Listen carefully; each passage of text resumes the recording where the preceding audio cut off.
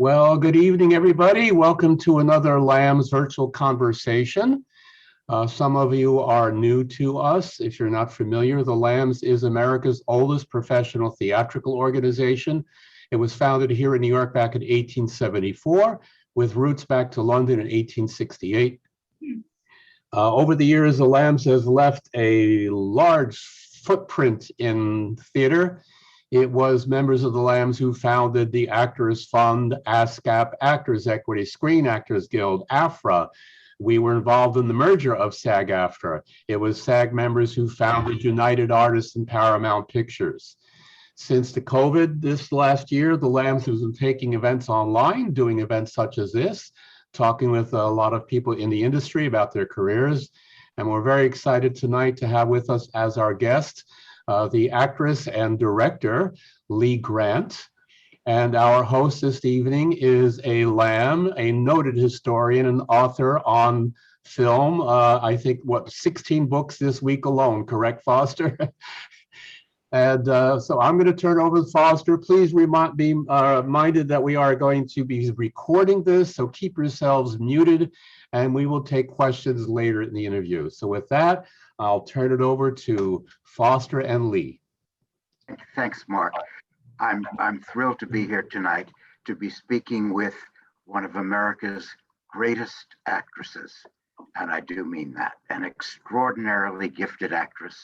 Her first film was in 1951, and she's still active, and we are thrilled to have her with us tonight. Lee, I want to start actually with what I consider a miraculous performance, the shoplifter in The Detective Story. And I'm dying to ask you, in both the theater and the film versions, she was called the shoplifter. Did you give her a name? And being a method-trained actress, did you write a biography for her? Oh, well, sure I did. I don't know whether I gave myself a name. But you know, Sydney, the director, you know, since I went up on the blacklist, I have a block on people's last names, so you're going to have to supply it for me.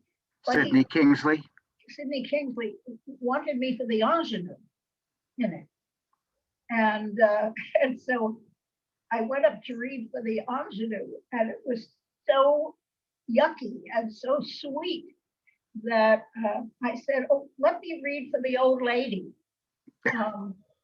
And so the shoplifter was, you know, to my mind, the old lady.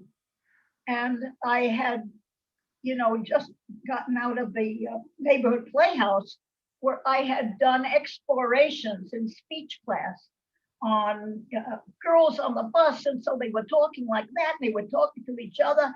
And so I had brought in this character into the neighborhood playhouse, and I tried it on the shoplifter, and you know, that's, you know, one of those great theater coincidences that, you know, there she was for me to enter.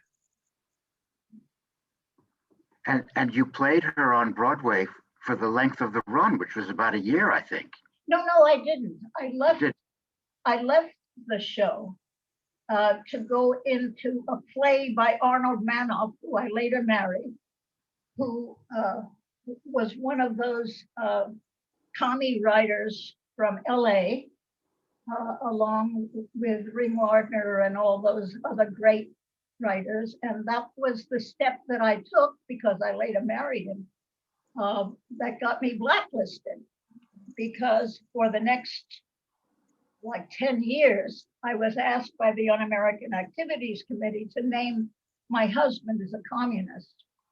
And I wouldn't.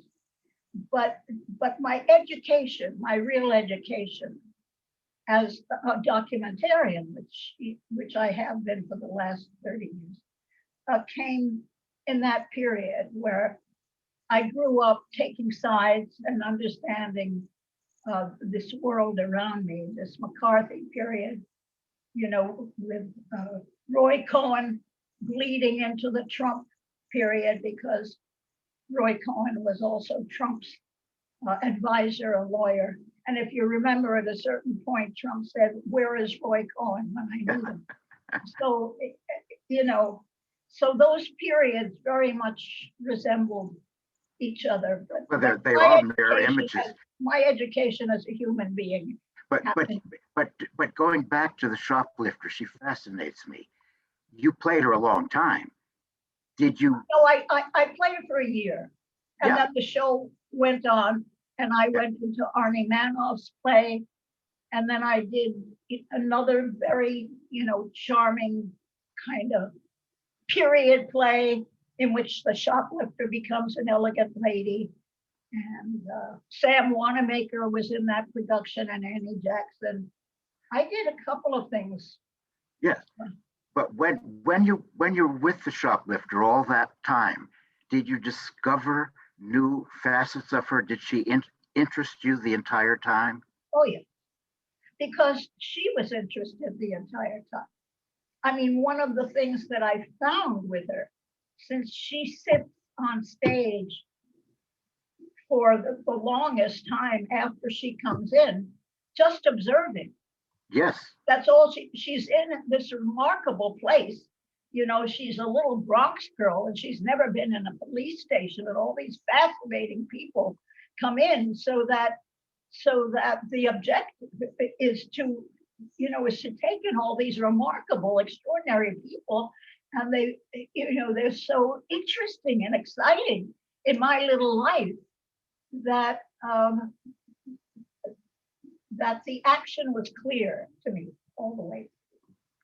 Now, when William Wyler called you to ask you to recreate the role in the movie, he very cleverly has you in so many shots. You're not the focus of the shot. You're in deep focus. You're off to the side, but you're there. And the whole time you're reacting. Yeah. I mean, I've been told by actors that the basis of acting is reacting. I mean, your performance proves that. My eye goes to you in that film. You're in the back to the side, and I'm saying, what's she doing? I'm looking at you. What's she doing? And you're always doing something interesting. You're not stealing the focus from Kirk Douglas and the others, but you're responding appropriately. I really mean it. I think that performance is sort of a miracle. You got an Oscar nomination for a supporting role, and then Cannes Film Festival, you win Best Actress Award for a supporting performance. Well, only the French, only the French could look at that little miskite, and say, we love her. She's a miskite, and the French love her. So they loved her. I loved her, and that little speech you make at the end. It was so nice to meet you all. Well, that was mine. That was that was. You added that. You're very, very nice. You've been very nice, and it's very nice to meet you. Yeah. Bye. Yeah. Yeah. Anyway, that's a delicious performance. I love your line. What is it? I took a bag. I took I took a bag. a bag. Not a bag. A Oh. bag. A bag. A bag. Oh, I can't. A bag. A bag. A bag. It is so vivid, and you were very young when this happened. I mean, in a sense, you hit the jackpot almost right out of the gate, out of the neighborhood playhouse. Yeah.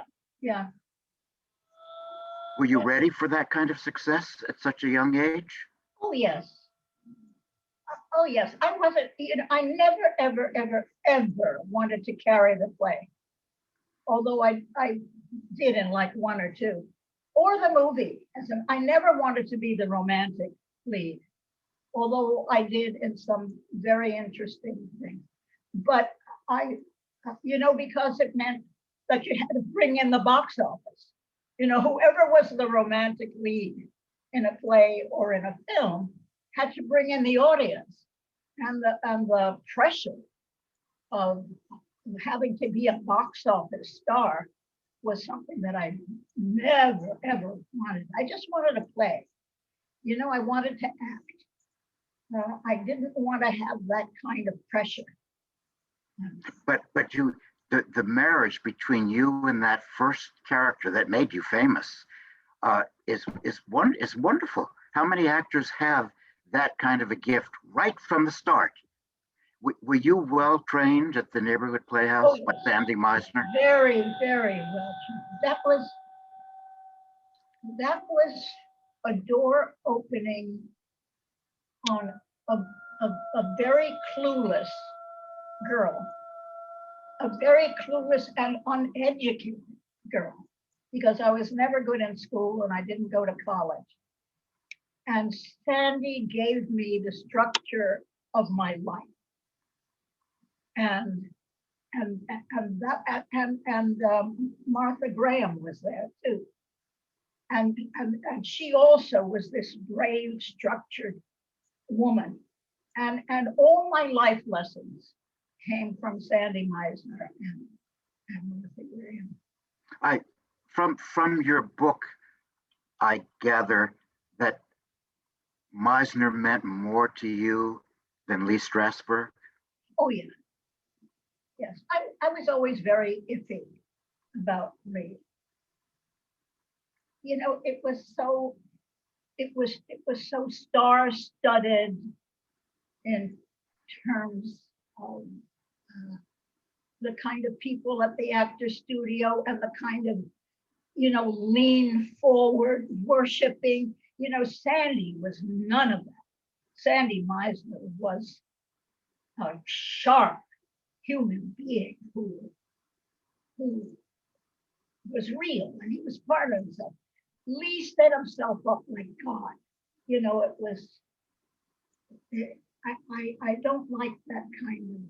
On the other hand, when I saw him act in that movie with Al Pacino, well, I don't remember the name of the movie. Godfather? Yeah, when he was he was a mob boss. Yes. In it. He was brilliant. Brilliant, yeah. He was just brilliant.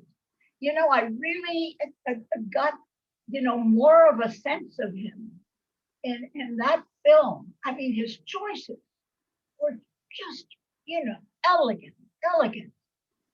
But the worship, but you know, I guess he couldn't help it. You know, people worship. But that really turns me off. And Sandy Meisner was about the work. Up the work. And he was always looking. He was always finding one thing and trying another in the exercises. You know, the first criticism he ever had of me, the very first exercise he asked me to do, he said, "You're spoiled." He had given me an exercise to look for something and I got bored. And he said, "You're spoiled." Those were his first criticisms of me. And it went on from there. I learned not to be because of him. Unfortunately, I also learned to smoke because of him.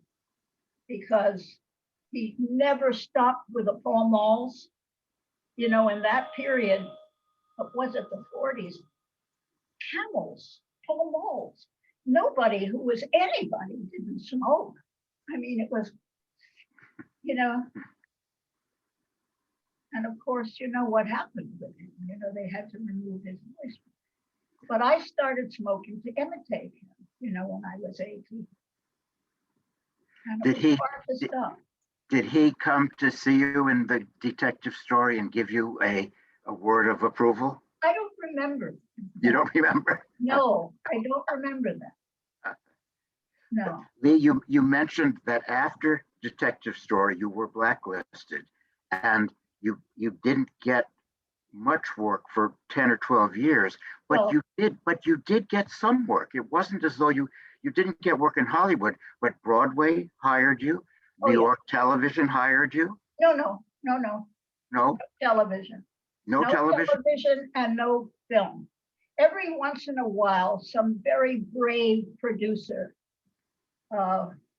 would break through, like Sidney Lumet would on I Did a Tennessee Williams things with Ben Gazzara.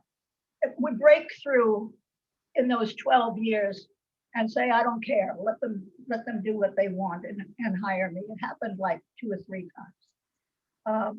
but there was no television and no film then. But From you, 1952 to 1964. but you appeared on Broadway. You went Broadway. on. Oh, You were, darling, you know that that Actors Equity and the Broadway producers had a pact that there should be no blacklist on Broadway. So that was the absolute only area where a blacklisted actor could work. Look at Zero Mostel, look at Jack Guilford, you know, Huda Hagen, you know, all of those people who were blacklisted worked on in theater. but you were in two nice long-running plays in the 50s, A Hole in the Head, directed by Garson Kanin. That's not chopped liver.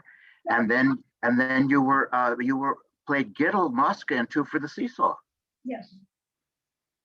Yes. Directed by Arthur Penn. Directed by Arthur Penn. I replaced Annie. When Annie left Two for the Seesaw to play Patty Duke, when she Miracle was Worker. Huh? Miracle Worker. Yeah, to do Miracle Worker. I replaced Annie. And Henry Fonda was still playing in Two for the Seesaw. And I got a call. I was making dinner for the Manoff family, for my husband and two little boys who were like, you know, 6 and 8 or something at the time. And the phone rang, and it was the theater saying, Annie has her period, and so she can't go on tonight. Take a cab and come down because you're on tonight for Two for the Season. And I hadn't even rehearsed the second act. I can't tell you the kind of foreboding,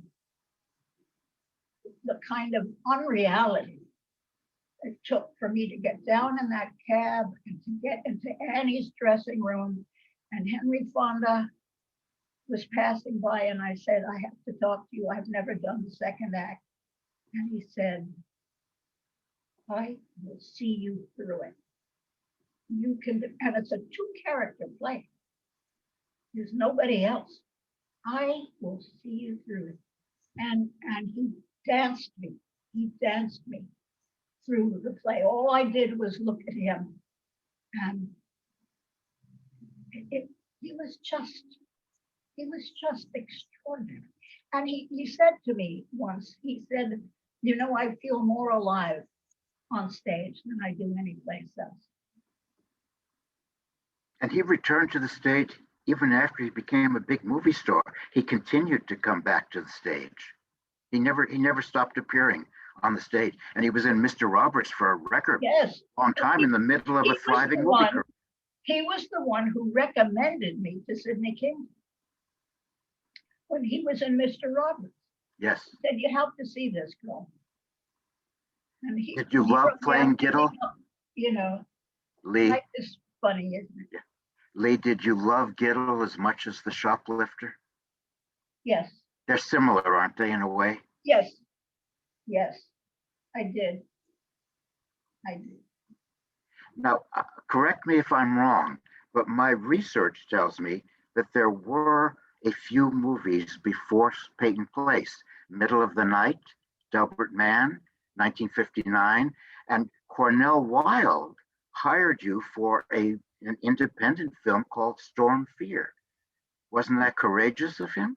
It was so remarkably courageous. Dan Duryea was in it, and of course it featured, he created this picture to focus on his wife as an actress. She was the leading lady in it. Jean Wallace. Jean Wallace was the leading lady in it. But he gave me this wonderful character part, and out of that, I had my daughter, Dinah Manoff, because we had enough money to have a child. So Dinah was conceived in the, what's the big hotel that everybody stays in California? Chateau Marmont? Chateau Marmont. She was conceived at the chateau. While you were doing Storm Fear. Huh? While you were doing Storm Fear. I was doing Storm Fear. But middle of the Night was shot in New York, I believe. Well, Gilbert Man was a mensch, you know, as was Cornell. I mean, he was a mensch. He had a part open for Kim Novak's friend, you know, who gives her advice at the apartment. And he said, you know, why don't we do it? And so this was the middle of the Blacklist when he gave me that. And that was, given the times, it was very courageous. It really was absolutely courageous. Before you came back big time in Peyton Place and in the heat of the night, you did an independent movie called The Balcony. Oh yeah. But Shelley Winters and yes, Peter but Falk. I have to tell you, I've read your book. Everybody, this is fabulous. I said yes to everything. It's beautifully written. It's honest. It sounds like you. It's your voice. It's real. But I have to tell you, after reading the book, you have made me hate Shelley Winters. No.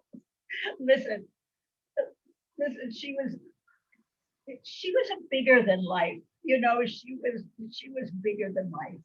And she was a wonderful actress, actually. Not in that movie, she wasn't. No, well, neither was I. Neither was anybody. You know, this guy who had a huge multi-million trucking company was the director of it, the producer, director. So, I mean, this was his dream. He did Genet's The Balcony, and so he could hire who he wanted. And it was such an adventure, you know. It's a very strange film. Yes. But cool, you know, it was fun. But I was interested in your book. You said that Joseph Papp hired you to play Electra, and that it was your proudest moment on stage. Absolutely. And does that remain true to this day? That was Absolutely. something you're the proudest of in terms of having created a It theatrical role. It may be the proudest work that I've ever done.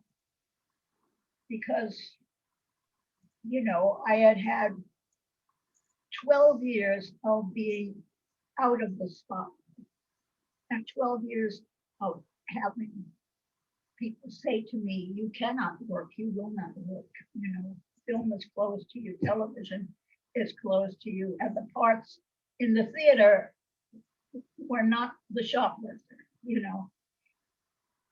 And Joe gave me Electra. I read for him, and he gave me a coach to work with for months on projection, on speech, on the classical nature of it, on surrounding myself with the period and with the equipment that I needed to fill that whole arena that Central Park is, with my kvetching, you know, Electra's a kvetcher, the huge kvetcher of all time, but you know, extraordinary and poetic and amazing, and she longs for her father and she longs for her brother. So it was things that I could use that were so close to me, but there's no question that Joe gave me a chance to explore places in myself that I haven't ever since. But it was good to know that I could. It was very good to know that I could. But then an interesting conflict happened. He offered you a great role in Shakespeare, Yep. and your agent called and said, I've got you a TV show in California, Yeah, Peyton Place. And you was that a conflict between art and commerce? It was so stark. Oh, absolutely. absolutely, between art and commerce. And I told her, I said, I can't do it. I committed myself to Joe Papp, and we were in rehearsal actually on the next thing that we were going to work on. And she said to me, Lee, you have a daughter, and she's 7 years old, and you have to have a career to support her. You're not going to support her in the park, and you're not going to support her in the theater. This is a chance that you may never get again. This is Peyton Place, which has the whole country watching 3 times a week. Mia Farrow, Ryan O'Neill. O'Neill. I mean, it was the ultimate in public need and astonishment and in love. And so I took it, and it was just the best thing I ever did. You know, I went straight from New York to Malibu. It was like heaven. It was heaven. I had a house in the colony with a pool. Dinah could ride her bike up and down the colony. And you didn't mind being well paid for your work. I didn't You like. liked- Well, it was just like as bad as things were during the blacklist, and with losing so many people losing, dying young. John Garfield died in his 30s. Canada Lee died in his 30s. So many of the blacklisted writers. My ex-husband died at 52. You know, the effect of the blacklist on artists' lives at that time. There was no way of explaining it. You'd have to talk to the children. But Lee, did you feel when you got this well-paying prominent role in a popular TV show that there was some kind of vindication that you overcame 12 years of outrageously and unfairly being blacklisted? Well, That this was a way of returning. I knew how lucky I was. I met Arnie when he was much older. I had just done detective story. You know, I was in my 20s. So I was like, I didn't start working and doing television till I was 34. So they took me from 36. I started working again at 36, and I had my face done. I had a facelift at 32 because Joe Anthony called me. I was minding my children, the 2 boys and Dinah, and I was up in Mohegan Colony, which was a place that communists and communist wives went to spend the summer. And he said, I have a play for you. And she's 24, and we start rehearsing in San Francisco. And I told my husband that I had this job. And he said, if you take it, I'm divorcing you. We're finished. And so I looked at myself, and I looked like I had been through it, you know. And I had a facelift, and I went to San Francisco, and the marriage was over. And I started on my way to get my life. But did you feel the plastic surgery was a way of making up for the years that had been taken away from you? I couldn't play 26. You know, I've been through 12 tough years. I mean, I looked it.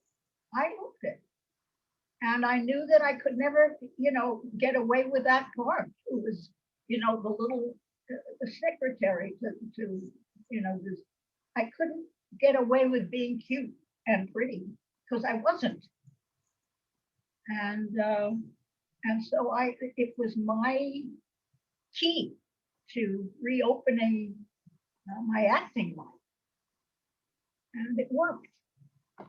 But your first major Hollywood film is a great one, won Best Picture of the Year, In the Heat of the Night. You have a scene that's so hard to play, your first scene, when it's announced that your husband's died and you've got to react on camera.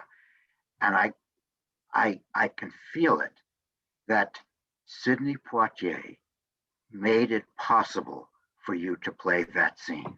No. You're as good in that scene as you are because he's as good and supportive as he is. Am I right about that? Oh my gosh.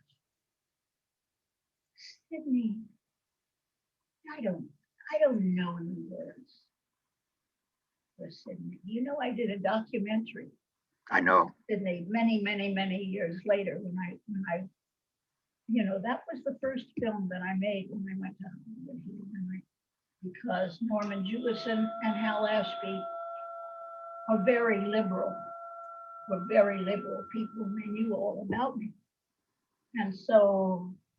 And they knew I'd lost a husband, and they didn't even have me read. And they took advantage of the place I'd come from, that I lived, to bring to their film. And Sidney is like a dancer. Whatever you throw it in, there's a magic in him. And we didn't even rehearse that scene.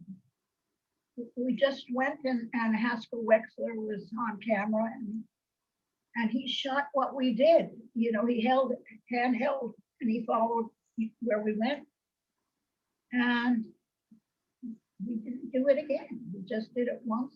One take? Yeah. One take. One take. But the grip of his hand on you, his holding it beyond words. If you see it, you don't have to talk about it. It is what it is. It's so powerful. And I feel that exact same kind of support happened to you again in a film in the following decade for which you got an Oscar nomination, deservedly. You have an unforgettable scene in Voyage of the Damned. Your daughter has just committed suicide, and a woman comes into your cabin on ship and offers you the same kind of support that Sidney Poitier offered you. And it's Faye Dunaway. I think you're fabulous in that scene, but she's pretty great too. I want to tell you something. I was in that chair looking in the mirror, cutting my hair in the way Jewish women do when they lose the love of their lives, cutting all my hair. And they came in and put herself up the back of the chair. I could feel her heart. Through my back, I could feel the patter of her heart. That she was so quiet and she was so still in that scene and so strong. But I could feel her heart through my back because she was standing behind me. That's how involved she was. You can feel it. She's amazing, and she offers you complete support. How really clever of you to see that. Yeah. I feel she offers you complete support. And that one scene got you an Oscar nomination, as it should have. It's shattering, but I mean that is a scene. Yeah. But you had help. Well, I sure did. Okay. Well, she went on after that to win the Oscar. She did Network. Yes. Network. Yeah, Network. I want to talk about two films based on very famous novels that perhaps aren't at the same level of Voyage of the Damned or In the Heat of the Night, Valley of the Dolls, and Portnoy's Complaint. Yes. You're not Yes. going to tell me that you think Valley of the Dolls is a good movie. Well, Valley of the Dolls was the kind of movie you take when you need the money, and I did a bunch of those. I did a bunch of the movies for the money. What was the one that I did where the bees were the bees? The Swarm. The Swarm. You can't do better than The Swarm. Yeah, but Valley of the Dolls is It's a classic. It's a classic. It's in a category all its own. It really is. But though actually, my part and Sharon's part, because all of my scenes, most of my scenes were with Sharon. She's actually very convincing in the film. She manages to rise above that shoddy material. She was just lovely. And so I felt, kind of lucky to be with her. And she was involved and she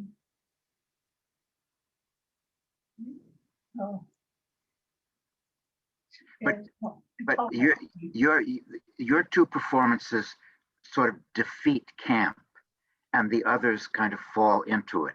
Was Judy Garland on the film for a while, or is that not true? No, I heard that she was. Of course, they wanted her to play Patty's part. I don't know if she was fired or walked out, but she escaped. Yeah. I have to tell you, who directed it? Yes, you have a great line in your book, Mark Ropes. You didn't think much of him as a director. No. Well, there was a lot of, okay, we're going to start in 10, 9, 8, 7, 6, a lot of that. And one day he came to me, it was a Monday because he said, we're picking up where we left off on Friday. And I said, okay, and did the scene. And he said, come with me. So I followed him. We went through, all the wagons and the trailers and the things, and we went up to a camera trailer. And he said, how do you do that? I said, what? He said, how do you pick up from, you left on Friday, and you come back on Monday, and you go right back into the scene. He said, I'm an actress. It's called acting. It's called acting. But the amazing thing is, really Mark Robeson actually. Huh? Mark Robeson actually directed a few good movies. Something happened. I know. He did. His direction of Peyton Place is very good. That the woman who wrote the book. Jacqueline Suzanne. Yeah, I mean, it was very successful junk. Yeah. I'm not gonna, change that, except that it wasn't successful junk as a film. It was a successful junk as a book. But Portnoy's Complaint is written by a great writer, Philip Roth. He's one of our greats. But I don't think you're not going to bring Portnoy's Complaint. You're not going to do that. Okay, go ahead. Go ahead. Oh, but I'm going to say, you and Jack Somack are really good in Portnoy's Complaint. Those scenes are terrific. Me and who? Jack Somack plays your husband. Oh. Well, that was another little epic. Yeah. What about a terrific movie and a terrific part, Plaza Suite? Yeah. Well, I've done the play. and Michael Nichols had directed it. And I did the play in LA for a year with Dan Duryea, And, you know, it was just a great play, great character. And so when the movie came along, Maureen, it was Dan. Walter Matthau. Walter Matthau did the movie. Yes. And I did the play. Anyway, Walter did the movie, and Maureen did the first act. Who was the wonderful actress who did Barbara Harris. Barbara Harris. Wonderful actress. Wonderful. Yeah. And we had a lot of fun with the third one. Now you had a special feeling for Neil Simon's writing. You like his writing. Well, you know, if you do a musical and there's a rhythm and you're singing a song and there's no business, like show business, there's no going into a Neil Simon play is like that. I mean, you get the song and you get the rhythm and it carries you and you carry it. But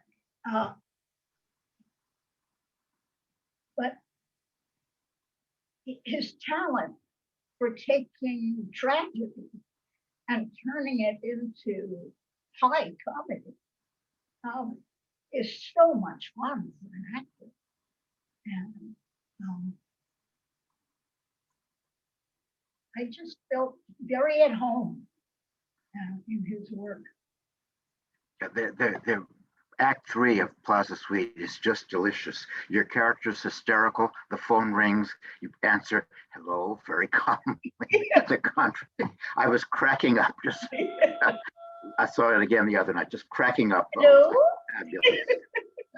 Hello?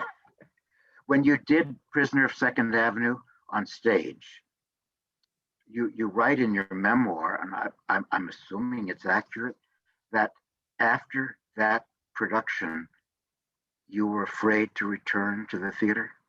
Yes. Yes. I was finished. I was finished in theater. On a Wednesday matinee of the last week that we did Prisoner of Second Avenue, you know, it's just a two-character play. It's just Peter Falk and you on stage the whole time. Peter Falk and I as his anxious wife on the stage the whole time. And in the last part of the second act, I think we only had another scene to go. I come in, I'm now the breadwinner. I have the coat, the boots to take off, and I prepare his lunch in the microwave, and I hand him tomato juice, and I say, here's your tomato juice, and I'm up. I can't think of what to say. But I know, since I've done summer stock all of my life, and everybody goes up on stage in summer stock, and everybody else comes in and helps them, you know, it takes you out of it, that he's gonna save me. And he can't, because I think that's the only play he's ever done. You know, he's not a theater guy, he's a film guy. And so I said, here's your tomato juice. And he turned to the audience and he goes, you know, look at her. And so the curtain came down. And the stage manager gave me the lines. And we went on. And it changed my life. I never was secure again. I did Chekhov that summer. In LA, I did Regina and the Little Foxes, but I never ever again had that great leap without knowing where you're going to land because you're so secure. It was gone. And there's no point in acting. That's good. And it couldn't be regained. No. No. Although I did do two films after that. I did Shampoo and I did. Oh, you did a lot of films. Yeah, after that. Yeah, you did a lot of And film. I didn't have that. I didn't have the problem. Not in film. Not in film. I have so much to talk about. I want to move quickly. We can't not talk about Shampoo, your Oscar winning performance. Absolutely delicious. Were you allowed to improvise in that? Did you feel free to, it feels so fresh and spontaneous and unrehearsed. Did Hal Ashby allow you to improvise? I don't think, I think that script, you know, when I was finished with the play, I knew Warren had come back at the play to say, I have a movie for you. So when we went back to Hollywood, Goldie and Warren and Julie and the rest of the cast were getting together to rehearse under Hal. So that coming back from theater, while we were living in Malibu, we were all meeting and going over the script while Warren and the wonderful writer were working on it. So they could, you know, write for us and us for them. So by the time we filmed it, we had found all kinds of things, improvisations and places to go that they jumped on and used. So, and we were so, you know, wonderfully familiar with each other. Your relationship with Warren Beatty did start out happily, as you report in your book. Yes, He started to tell you what your character was thinking. what I was thinking. And you said, I can't work that way. That's not how I work. Well, I quit. You I quit. quit that night. And I came back the next day and I told him that, you know, I can't work if he tells me what I think. And Hal just nodded. And Warren came, he said, what are you talking about? I was sitting on the steps. I said, I'm quitting. I'm not taking direction from you. You can't tell me what's in my head. And he said, okay. You know, I won't do it again. And he didn't. And we loved each other. It was so free and so freeing, and it was really a great experience. And I love Jack, you know, Jack Warden, who played my husband. I knew Jack from New York. We fought in the Blacklist together, Jack Warden and I. And we were in Malibu together. So it was a very close family. Goldie too. Goldie was a good friend. And one can feel the actors' comfort with each other. The Yes. film has a wonderfully loose, free feeling. Yes, We watched it the other night. It's very loose. Absolutely. I mean, Goldie and Julie. Yeah, terrific. Now, did you expect to get the Academy Award for that? Well, I thought it was about time. You know, I'd been nominated a couple of times before. Yes. And you know, when you're nominated and you don't win, you know, the people with the cameras say, you know, get out of the way, you know, so we can photograph, you know, whoever won. I mean, you're really garbage when you don't win. So it was a long time coming, and it was a very important walk for me down the aisle to get it. I knew my life was going to change and that I wasn't going to work in film as an actor anymore. And was a life-changing win for me. It was okay.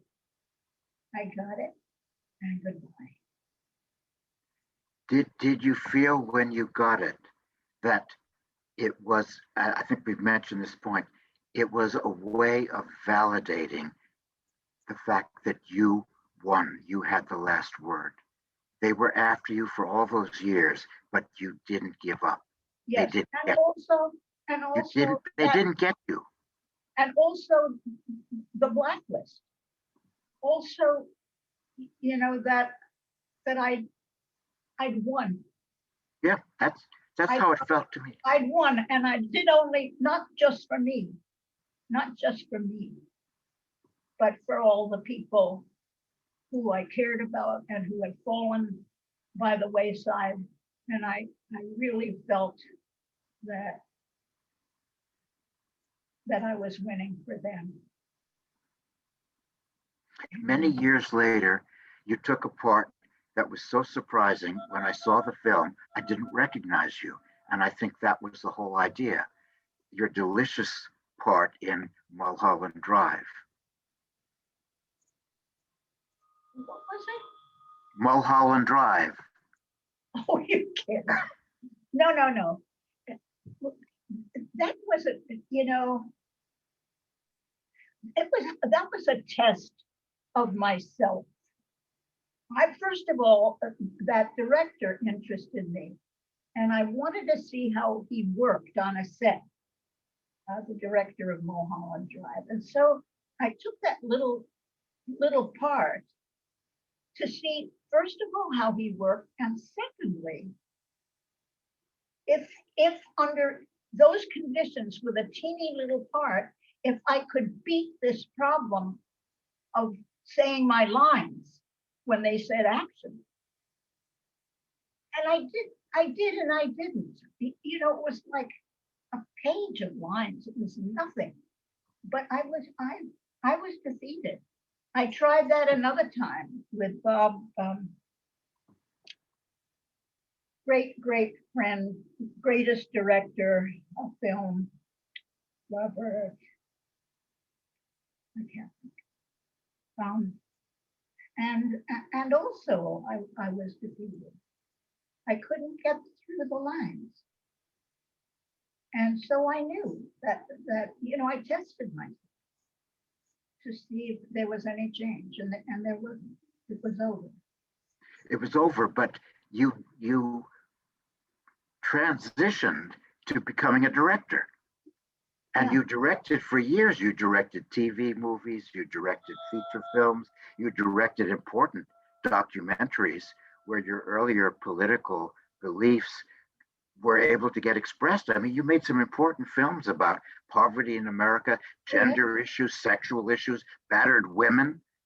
I mean, issues that obviously meant something to you.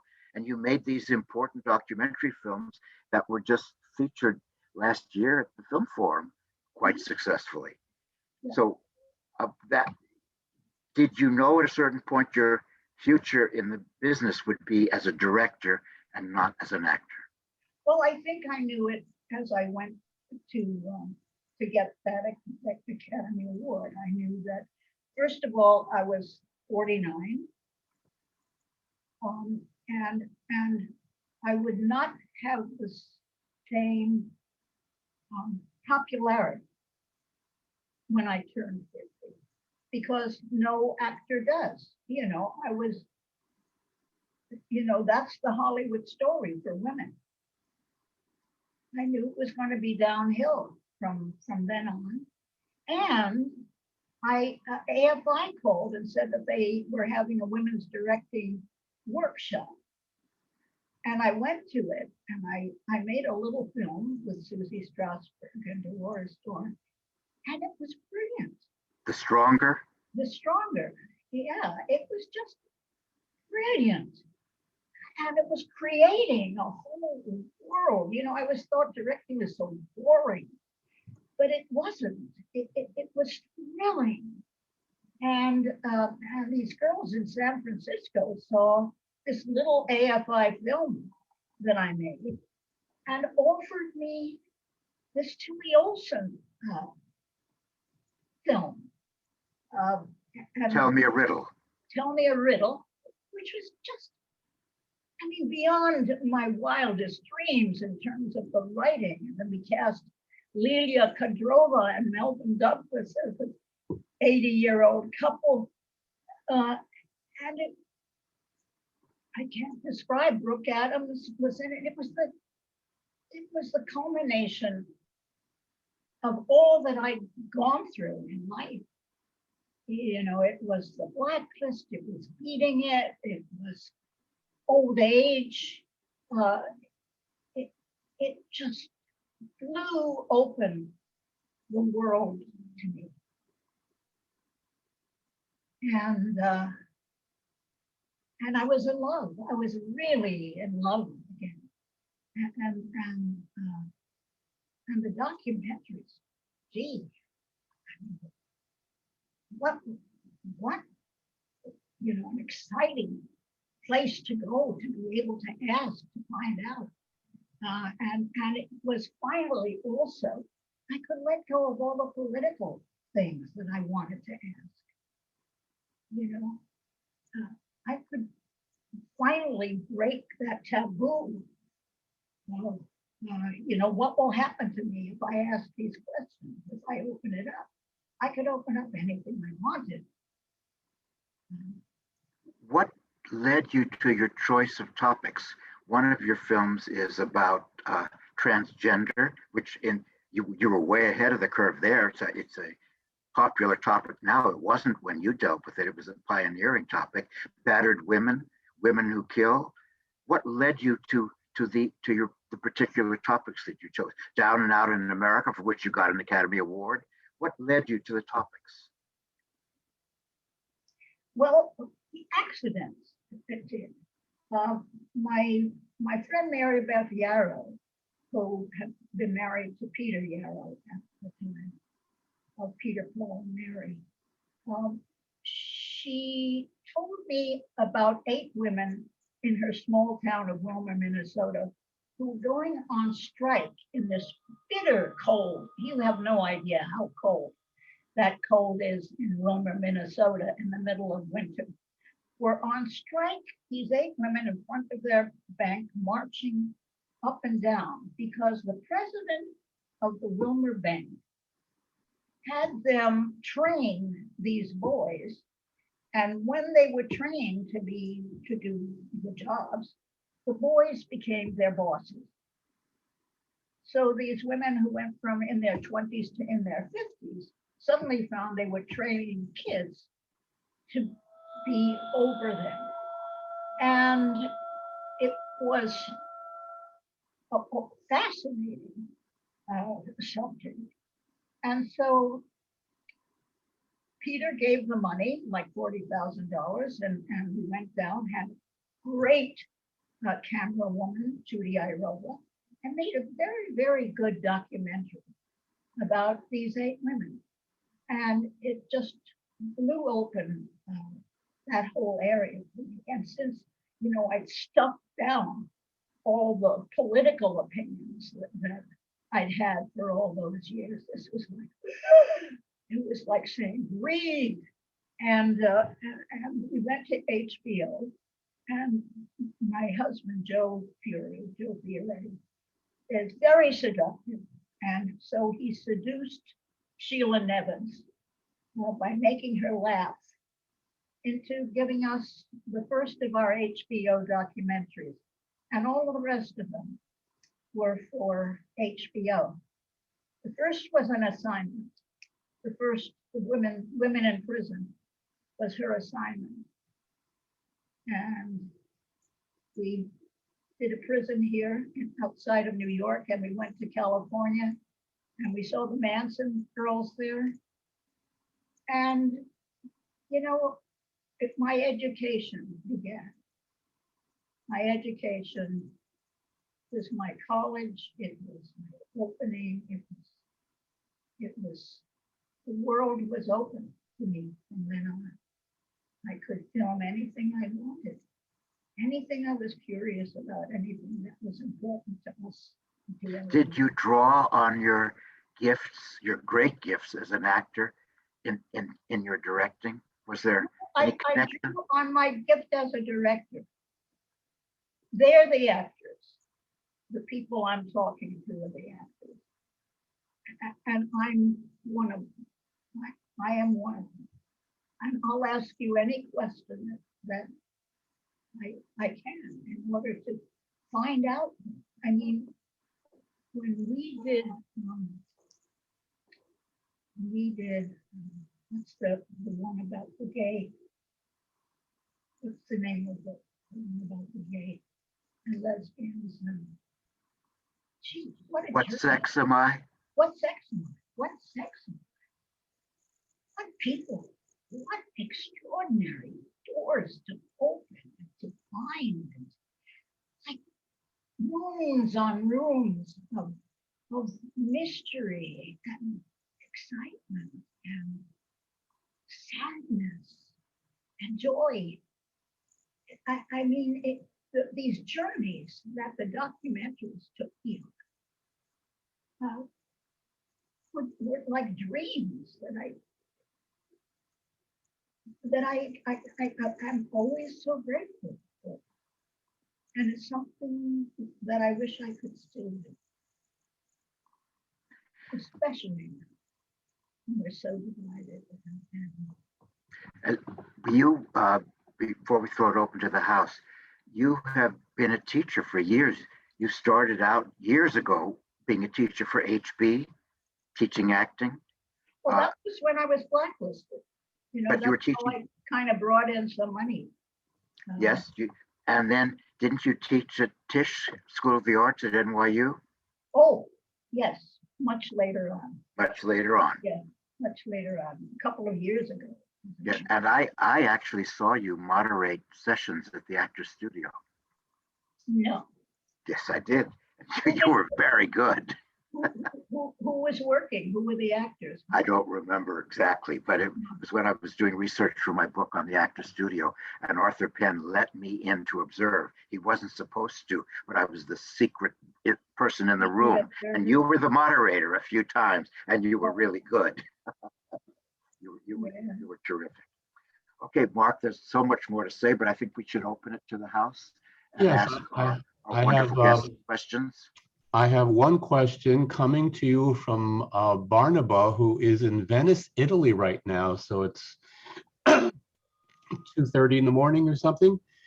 And Barnaba says, 27, admires all the work you've done. And the question is what is the most important thing a director must keep in mind when preparing and shooting a movie? Barnaba is an aspiring director. The most important thing to keep in mind. Well, you know, the most important thing to me was that I had a partner in the camera person. I worked with some pretty fucking great cameramen, including Sven Nyquist, Tony Pierce Roberts, hello, who came to do the directing that I did in television. These greatest cameramen in the world. And I am equipment zero. I don't know how to handle a phone except for the pickup phone. So these camera guys, these geniuses, were hand in hand with me, and all of the ways that I approached the film was with my partners, who always were great partners, and that was really the secret to, because I don't have any equipment. So, and I had wonderful, don't forget that I made a lot of television films out of the documentaries.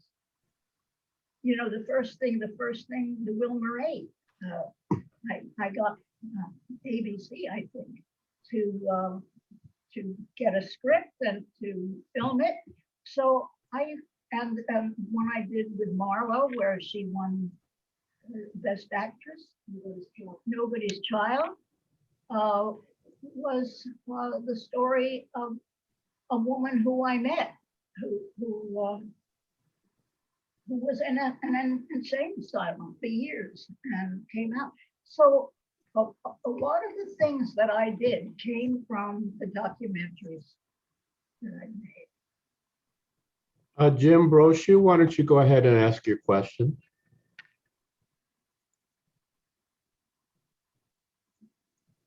You need to unmute yourself, Jim.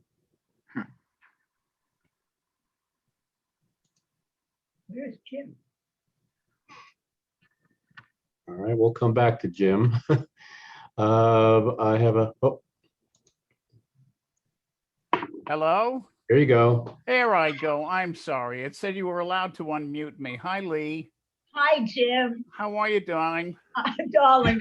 You Darling. look, no, you look great. But anyway, That's all that counts. I have two questions. One of my favorite television shows of all time that you did, and I watch it over and over and over, is The World of Shalom Aleichem.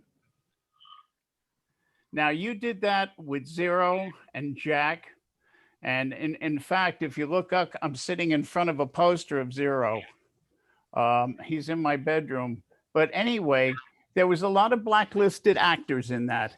How did that come about? And do you have memories of the filming of it? Well, I just remember that I had a shidel, because it was Shalom Aleichem. And it was done for PBS. You know that. Yeah. It was, public television. So somebody at public television, and I don't know whether it was in the waning years or not, it must have been. It was 1960. 1960, yeah. Well, then it was still in the middle. The blacklist was still going in 1960. But it was breaking up a little bit. I don't know how they got it on.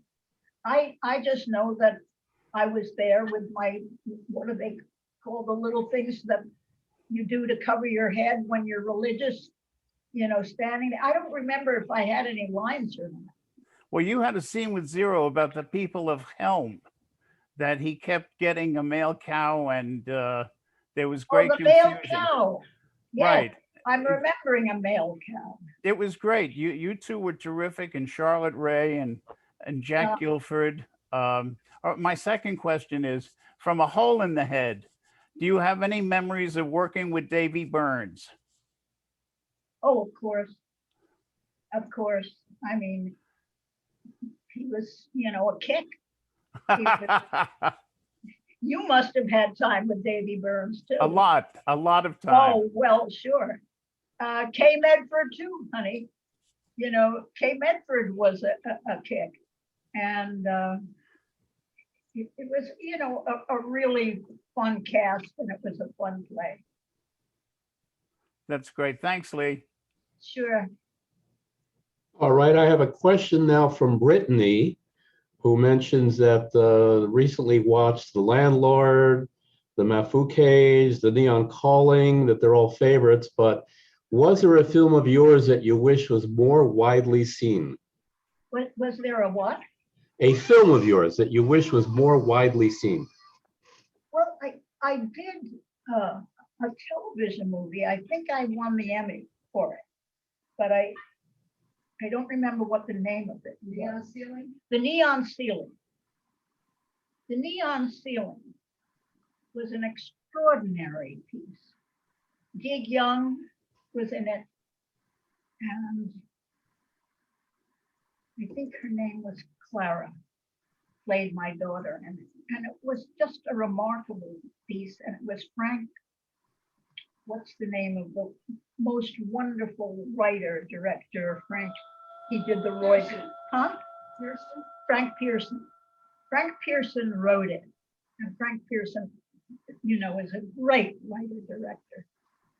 And it was a story about a woman who can't do anything right for her husband, and he wants nothing to do with her, And she always makes mistakes when she's with him, or it always makes mistakes.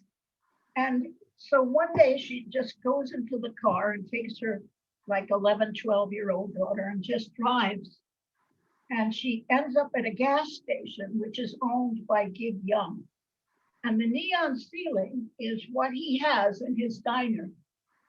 Neon from all over that he's collected, and it's very magical. And something magical happens between the desert and the woman and Gig, and it makes the daughter furious because she has a crush on Gig. But it's very beautiful and it's very original. And it was one of the pieces of work that I was most proud of, whether film or television. It was a genuinely original script. And it was done wonderfully. It was done in the desert, in this gas station. And I loved it. And our final question before we turn it back to Foster from Brittany is, how did it feel to become the first woman to win the Directors Guild of America Award? I couldn't believe it. I really, that was a blessing. That was a generosity. That was all my fellas. Really, you know, I think it was the best award. Best award, it's right up there. With what a gift. I just couldn't believe it. And at that time, you know, I don't think there were more than 3 women directors. And so that meant a lot to me. Yeah. And Okay, Mark. that it was for the movie with Marlo Thomas. Nobody's Child. Yeah. And she won the Emmy. Yeah. And that was shot by Sven Nykvist, you know, the genius. So we had a lot of geniuses. Mark, the final question is sort of a segue from Brittany's question. And that is, you were a pioneer woman director. Were you aware of, and did you feel you were continuing in the footsteps of a fabulous pioneer director whose work isn't seen enough, the great Ida Lupino? No. You know, she wasn't celebrated as a director in the same way as she was celebrated as an actor. That's true. Ida Lupino was one hell of an actress. I mean, you know, the Bronte sisters, the work that she was extraordinary and never given the kind of due that a great actress should get. And when she was directing, and I think she was the only woman directing. The only one. The only one. The only one. Yeah, it was like, she was like, you know, that peculiar Ida Lupino directing things. You know, maybe she can't get a job, so she's directing things. I mean, that was the attitude. It was like, well, she can't do, you know, acting anymore. She can't bring in the crowds. So I guess she's, you know, just, you know, directing. But you look at those films, Lee, and she only worked for a few years, from about 49 to 53 actively as a director. You look at some of those films and they're really daring. She has a film about polio. She has a film about abortion, and she has a wonderful film, amazing film called The Bigamist. And I would love to see it. her films are not as well known as they should be. That in Hollywood, you know, a woman, and she was the only woman in Hollywood. The only one. She was the only woman in Hollywood directing. So she was like, you know, she's doing her thing, her thing. They never gave her the kind of due that you're talking about. No, they didn't. And her body of work as a director is still waiting for reappraisal, basically for discovery. Absolutely. Still waiting for it. Yes. I mean, those films are really special, and people should pay attention to them. But speaking of I special, would love to see them if you know how I can get a hold of them. I will. I'll assist you. I promise. They're worth seeing. Anyway, speaking of special, Magda and Mark, hasn't this been an evening to remember? Lee Grant, one of America's greatest actresses. It is an honor to have spent this time with you. Thank you so much. Thank you so much for your generosity of spirit, for your humor. What? Well, Thank you. It was my pleasure, and it was more than my pleasure. The whole feeling that I get from you lambs, is so welcoming, and you know so much, and you open like a whole book for me, in terms of my life, and I still appreciate it. I appreciate your appreciation. And speaking of books, Mark, I said yes to everything by Lee Grant. If you haven't read it, read it. It is first rate. And on behalf of the Lambs, thank you, Lee, for sharing your evening with us. It's been wonderful. And everyone else as well. I'd like my co-partner in crime here, Magda, if you would unmute yourself, you can tell people what's coming up. Or you can try to unmute yourself. Now I got it. Okay. First, I want to thank you for this amazing evening. It's one of the highlights of the year. You are such a gem, and we were so lucky to have you. And thank you so much on behalf of the Lambs. And for everyone else, next week we will have Piper Laurie on the 30th and George Shakiris on April 6th. So we'd love to have you. And Miss Lee, be well and healthy and be with us and share. Hopefully you'll come to the Lambs and we could see you in person and you could tell your stories in person. No, I'm finished. No stories in person, but give my love to Piper Laurie. Yes. I love and admire her so much. Oh, great. Thank you so much and be well. Okay, thank you. Thank you. Bye-bye. Good night, everybody. Bye.